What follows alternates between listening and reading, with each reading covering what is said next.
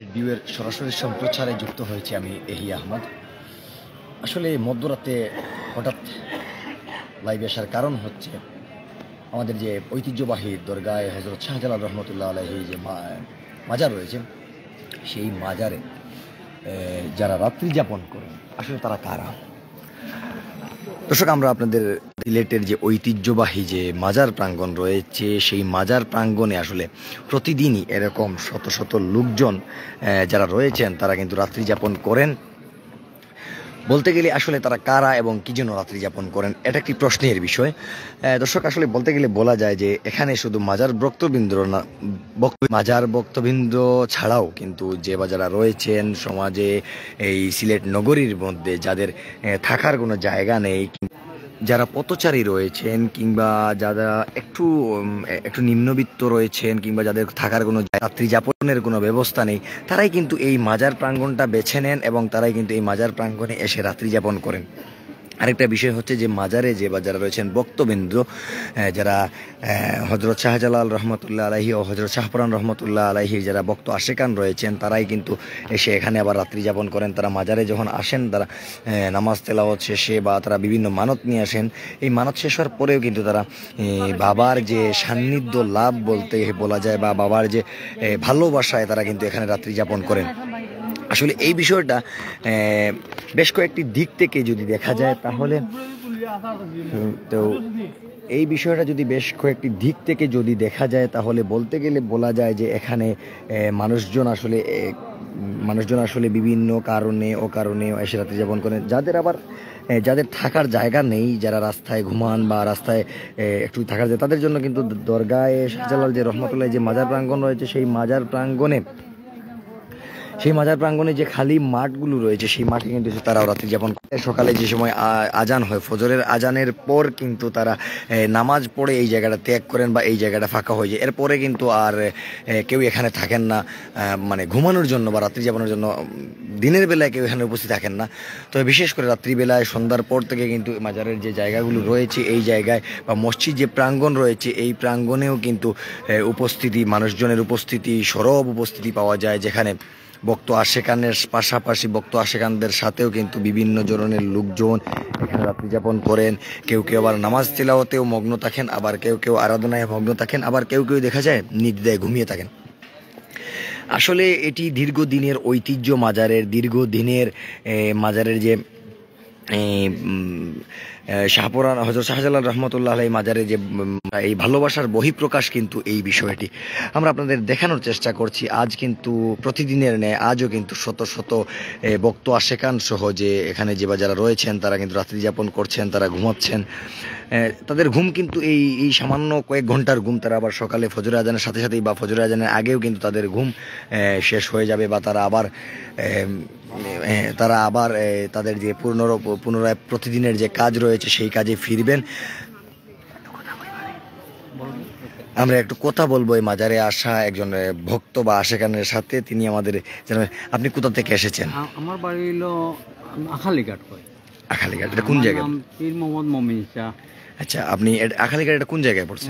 বিশ্ববিদ্যালয়ের সাথে শাহজালাল বিশ্ববিদ্যালয়। আচ্ছা, তো আখালি আপনি নগরীর বাসিন্দা। আপনার তো বাড়িঘর সব এই জায়গায়, তাহলে আপনি এখানে কেন এত রাতে? এখানে মনোহরগা বাবা তো লাগে আরে আল্লাহর ফাঁসলি এবং আল্লাহর রসুলের মায়ার মানুষ। কোনো আসলে তো মনে দিদার পাই, দয়া পাই, তো মনে পাড়াঘাটে ভার হইতাম পারি, আর বাড়িতে ঘুমাইলে তো লত পাইতাম পারি। এর লাগেও আইসি। আর যত বাধা ভিন্ন আসুক, আমি বাবার পক্ষে আছি, জালাল বাবার ভক্ত, আমিও অলির বংশ, আমার নানাও অলি আসলা পীর হজরত সালিম শাহ রহমতুল্লাহ। আমারও আসন আছে ঘরের ভিতরে, আমার কাছে কম বেশ মানুষ চায়। আমি একটা উচ্চারণ চাই যে বাবার যে দয়া পাই, দুদিল পাই, তেমন পার হইতাম পারি। অটাও আমি আছি। তারা বারবার এখানে আসেন এবং এখানের যে শাহজালালের যে অলিকুলের শিরোমণি শাহজালালের দিদার পেতে আসলে বা শাহজালাল রহমতুল্লাহ যে টানে আর কি, তারা এখানে আসেন। শুধু মাজারে ভক্তবৃন্দ না, ভক্তবৃন্দের পাশাপাশি শিশু, বৃদ্ধ, বাচ্চা সবাই এখানে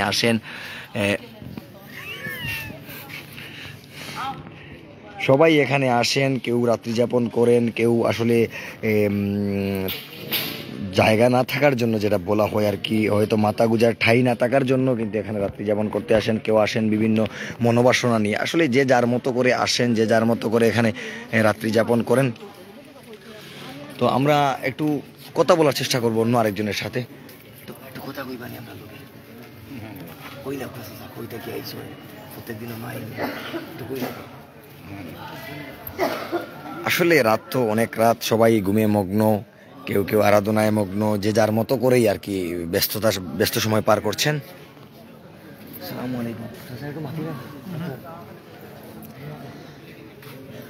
আসলে যে যার মতো করেই কেউ আরাধনা করছেন, কেউ রাত্রি যাপন করছেন, যে যার মতো করেই আসছেন এখানে।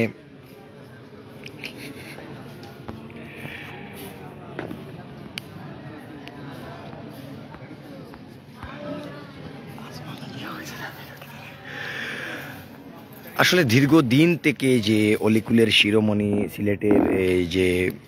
সিলেটে যার মাধ্যমে বা যার হাত ধরে ইসলাম সম্প্রচার হয়েছিল, বা যার হাত ধরে ইসলাম সিলেটের মাটিতে এসেছিল, সেই হজরত শাহজালাল মাজার প্রাঙ্গণে আসলে শুধু বৃহস্পতিবার কিংবা শুক্রবার কিংবা ছুটির দিন নয়, এছাড়াও যে দিনগুলো রয়েছে সেই দিনগুলোতে আসলে ভক্ত আশেকানদের ভিড় লেগেই থাকে। শুধু ভক্ত আশেকান বললেও হবে না, ভক্ত আশেকান ছাড়াও কিন্তু যে বা যারা রয়েছেন তারা আসেন এখানে মনোবাসনা পূরণ করতে। যে যার মতো বিশ্বাস করে এখানে আসেন, যে হয়তো তারা মনে করেন যে বাবার শাহজালাল মাজারে আসলে তারা বাবার সান্নিধ্য পেতে পারেন, তারা বাবার সান্নিধ্য লাভ করতে পারেন, তাদের মনোবাসনা যেটা আছে সেটি পূরণ হতে পারে। সব মিলিয়ে আসলে একটি অন্যরকম একটি পরিবেশ তৈরি হয় এই শাহজালাল মাজার প্রাঙ্গণে। আর যেখানে বলতে গেলে শুধু বৃহস্পতি ও শুক্রবার নয়, এছাড়াও যে বারগুলো রয়েছে সেই বারগুলোতেও এখানে ভক্ত আশেকানদের যে ভিড় সেটি লেগেই থাকে। এখানে আসলে দিন থেকে শুরু করে প্রতিদিন যে ফজর হয়, ফজরতে আজানের পর থেকে শুরু করে কিন্তু প্রতিদিন ভোর রাত বা আবার পরের দিন ফজর পর্যন্তই কিন্তু যে যার মতো করে ব্যস্ত থাকে। কেউ আরাধনা করেন, কেউ নামাজ তিলাওয়াত করেন, কেউ বিশ্রাম নেন, যে যার মতো সুযোগটিকে কাজে লাগান। সবার মতো করেই এই সময়টিকে ব্যস্ত। আমরা দেখার চেষ্টা করব, অনেক রাত কেউ ঘুমাচ্ছেন, পাশাপাশি কেউ একজন দাঁড়িয়ে নামাজ তেলাওয়াত করতেছেন, মানে তারা মনোবাসনা পূরণ করতেছেন, আল্লাহর কাছে চাইতেছেন। আসলে মাজার বলতে হলো একটি ভিন্ন জায়গা, যেখানে শুধু মাজারের লোকজন আসে তাদের নামাজ তেলাওয়াত করতে, পাশাপাশি বিভিন্ন জন বিভিন্ন কামনা নিয়ে আসেন।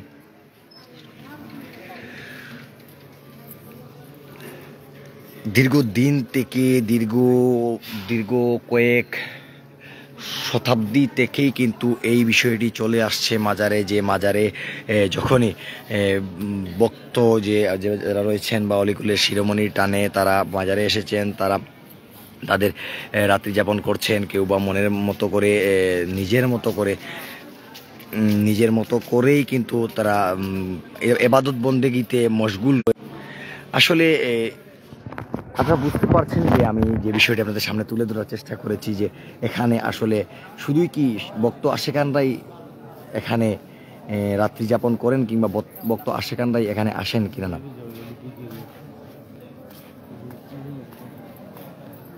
আমরা আরেকটা বিষয়, যে মাজারের বাহিরের যে প্রাঙ্গণ রয়েছে সেই প্রাঙ্গণ থেকে দেখানোর চেষ্টা করব আপনাদের, যে মাজারের যে বাহিরে যে বিষয়টি রয়েছে, এখানে কিন্তু যে বিভিন্ন ব্যবসা প্রতিষ্ঠান রয়েছে বা বিভিন্ন যে আবাসিক যে হোটেলগুলো রয়েছে, তারাও কিন্তু তাদের ব্যবসা আসলে 24 ঘন্টায় তাদের ব্যবসা চালিয়ে যাচ্ছেন। পাশাপাশি শুধু বৃহস্পতি শুক্র কিংবা ছুটির দিন নয়, এছাড়াও যে দিনগুলো রয়েছে সেই দিনগুলোতেও তারা তাদের ব্যবসা প্রতিষ্ঠান চালিয়ে যাচ্ছেন, কিংবা দিনটা 24 ঘন্টা সার্ভিসও রয়েছে।